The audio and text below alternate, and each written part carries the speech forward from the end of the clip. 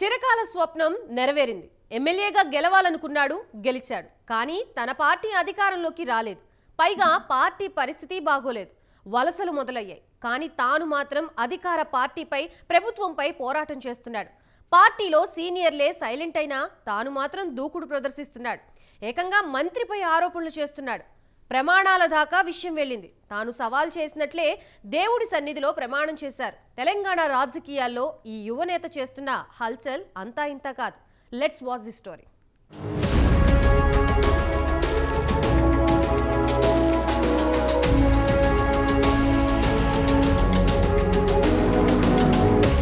పాడి కౌశిక్ రెడ్డి 2023లో జరిగిన తెలంగాణ శాసనసభ ఎన్నికల్లో బీఆర్ఎస్ తరపున గెలిచిన యువ ఎమ్మెల్యే.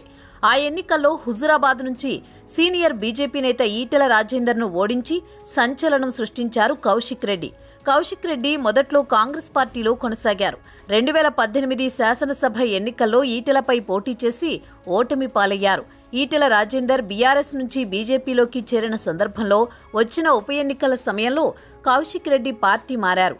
కాంగ్రెస్ పార్టీలోకి ఈటెల రాజేందర్ చేరుతున్నారనే వార్తలతో కౌశిక్ రెడ్డి కాంగ్రెస్ను వీడి బీఆర్ఎస్లో చేరారు. చివరికి ఈటెల రాజేందర్ కాషాయ కండువా కప్పుకున్నారు. అయినప్పటికీ నాడు ఉప ఎన్నికల్లో కౌశిక్ రెడ్డికి బీఆర్ఎస్ టికెట్ ఇవ్వలేదు. కానీ తర్వాత ఎమ్మెల్సీ పదవి ఇచ్చింది.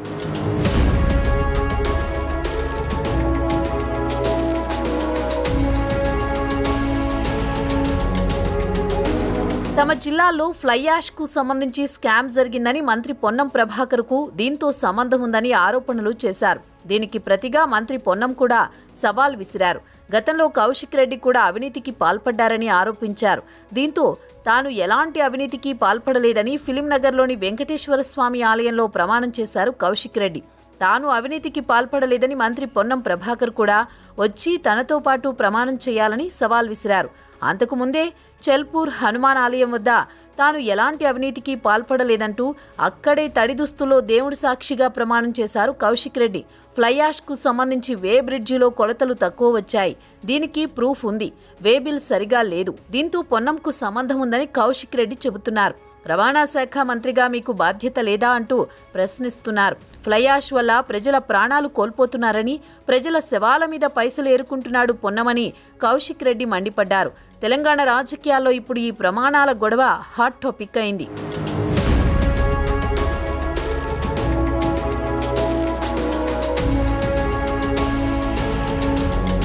కౌశిక్ రెడ్డి ఎమ్మెల్యేగా గెలిచిన తర్వాత బాగా వార్తల్లోకి ఎక్కుతున్నారు. ఇటీవల అధికార పార్టీ నేతలు చేస్తున్న అవినీతి బాగోతాలన్నీ బ్లాక్ బుక్లో రాస్తున్నారని బ్లాక్ పుస్తకాన్ని చూపించి సంచలనం సృష్టించారు. గత అసెంబ్లీ ఎన్నికల ముందు ఏపీలో కూడా ఇదే విధంగా లోకేష్ రెడ్ బుక్ ని చూపించి నేతలు, అధికారులు చేస్తున్న ప్రజా వ్యతిరేక చర్యల్ని ఆ బుక్లో రాస్తున్నట్లు ప్రకటించారు. దీంతో తెలుగు రాజకీయాల్లో బుక్లపై ఆసక్తికరమైన చర్చ కూడా నడిచింది. తాజాగా తన బ్లాక్ బుక్ లో పొన్నం పేరు రాశారు కౌశిక్ రెడ్డి. తాము అధికారంలోకి వచ్చాక పొన్నంపై చర్యలు తీసుకుంటామని తెలిపారు. అసలు ఈ బుక్ల గొడవ గత ఏడాది చివరిలో ఎన్నికలు జరిగిన రాజస్థాన్లో ప్రచారంలోకి వచ్చింది. అశోక్ గెహ్లాట్ సారథ్యంలోని కాంగ్రెస్ ప్రభుత్వంపై ఆరోపణలతో రెడ్ డైరీ అనేది వార్తల్లోకి వచ్చింది. కాంగ్రెస్ నుంచి సస్పెండ్ అయిన ఎమ్మెల్యే రాజేంద్ర గద్దా ఏకంగా ఈ బుక్ను అసెంబ్లీలోనే ప్రదర్శించారు. గెహ్లాట్ కుమారుడు వైభవ్ రాజస్థాన్ క్రికెట్ సంఘం ఎన్నికల్లో అక్రమాలకు పాల్పడ్డారని చదివి వినిపించారు.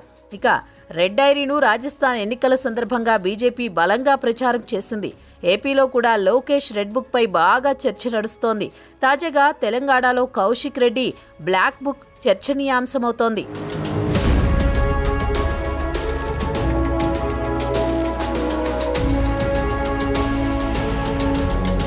కౌశిక్ రెడ్డి ఇప్పుడు బీఆర్ఎస్ లో ఫైర్ బ్రాండ్ గా మారారు. సీనియర్లు సైతం కామ్ గా ఉంటుంటే కౌశిక్ రెడ్డి మాత్రం కాంగ్రెస్ ప్రభుత్వంపై రోజు ఏదో ఒక విధంగా విరుచుకుపడుతున్నారు. బీఆర్ఎస్ తరపున గట్టిగా వాయిస్ వినిపిస్తోంది కౌశిక్ రెడ్డి మాత్రమే అని పార్టీ శ్రేణులు సైతం అనుకుంటున్నారు. బీఆర్ఎస్ తాజా లోక్సభ ఎన్నికల్లో ఘోరంగా ఓడిపోయాక బాగా డిలా పడింది. దీంతో కాంగ్రెస్ పై సాధారణ ఆరోపణలే తప్ప గట్టిగా పోరాటం చేయలేదు. ఇలాంటి సమయంలో బ్లాక్ బుక్ అంటూ కౌశిక్ రెడ్డి కొత్తగా ప్రయత్నం చేయడం ప్రజలను ఆలోచింపజేస్తోందని విశ్లేషకులు చెబుతున్నారు. కౌశిక్ రెడ్డి, పొన్నం మధ్య ప్రస్తుతం ప్రమాణాల రాజకీయం నడుస్తోంది. కౌశిక్ రెడ్డి చేసిన ప్రమాణాలకు ఇంతవరకు మంత్రి పొన్నం ప్రభాకర్ స్పందించలేదు. చూడాలి ముందు ముందు కౌశిక్ రెడ్డి బ్లాక్ బుక్లో ఎవరెవరు ఎక్కనున్నారో.